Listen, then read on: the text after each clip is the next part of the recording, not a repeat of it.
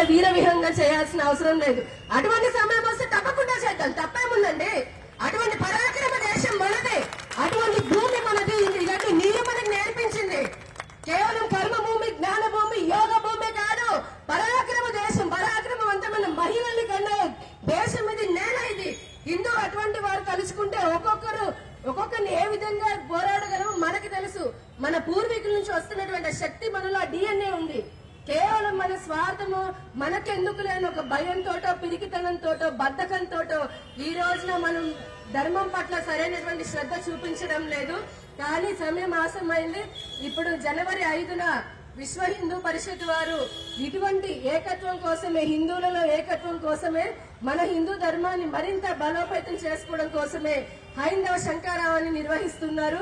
అందరం కూడా మనం సైన్యంలాగా, వానర సైన్యంలాగా 10 మందికి 100 మందికి చెప్పి మన శక్తిని మనం చూపిద్దాం. దానికంటే ముందు ఈ బంగ్లాదేశ్ లో జరుగుతున్న, కేవలం బంగ్లాదేశే కాదండి, రేపటి నుంచి నా ఇంట్లో జరిగిన, నా ఇంటి పక్కన జరిగిన, బంగ్లాదేశ్ లో జరిగిన, అమెరికాలో జరిగిన, ఆఫ్రికాలో జరిగిన, ఎక్కడ జరిగినా కూడా హిందువులు బాబా ఏకమైపోతే ప్రపంచ దేశాలు అల్లాడిపోతాయి అన్న ఒక సందేశాన్ని ఇవ్వాలా వద్దా? ఇద్దామా వద్దా? ఏ విధంగా ఇద్దాము అనేది మనకి మనం ఆలోచన చేసుకుందాము. ఏకంగా ఉంటేనే, ఐక్యంగా ఉంటేనే మనకి బతుకుంటుంది. ఈ రోజు 100 కోట్లుండి, 10 ఇళ్లుండి, 20 కార్లుంటే ఏం లాభం? మన ధర్మం నిలబడినప్పుడు మనం ఇలానే వచ్చి మన ఇంట్లోకే వచ్చి పీకలు కోసి మన పిల్లల్ని మనల్ని ఎత్తుకుపోతే ఏం చేసుకుంటామయ్యా? కోట్ల రూపాయలు.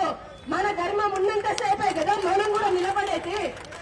ఇంట్లో పూజ చేసుకున్నామా, హారతి తిప్పామా, ఓ పువ్వు పెట్టామంటే అవి కూడా కావాలి. కానీ మన ధర్మానికి వచ్చినప్పుడు సందులో మనమే కర్రలు తీసుకొని ఉండాలి. ఆడవాళ్ళు కారపొరులు పట్టుకొని నిల్చున్నామా వద్దా? ఎవరో రాడు, మనమే కాపాడుకోవాలి. ఉంటే ఉంటాము, పోతే పోతాము. మనం కాదా ఇంకొకరు వస్తారు. అవునా కాదా?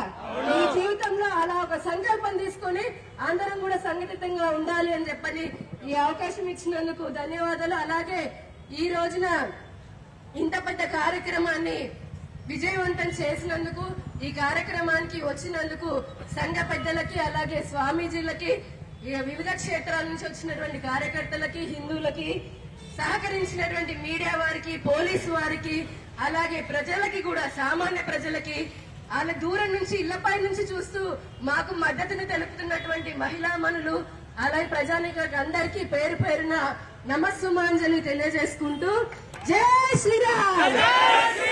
హిందువుల ఐక్యత, హిందువుల ఐక్యత.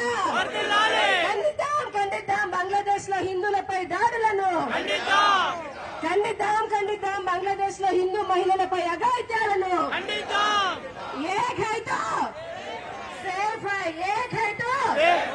గట్టిగా చెప్పండి, 2 చేతులతో ఏకైతో. అందరం కలిసి ఉందామా? కులానికి అతీతంగా ఉందామా? హిందువుగా ఉందామా? మనని మనం రక్షించుకుందామా? మన సాటి హిందువులను రక్షిద్దామా?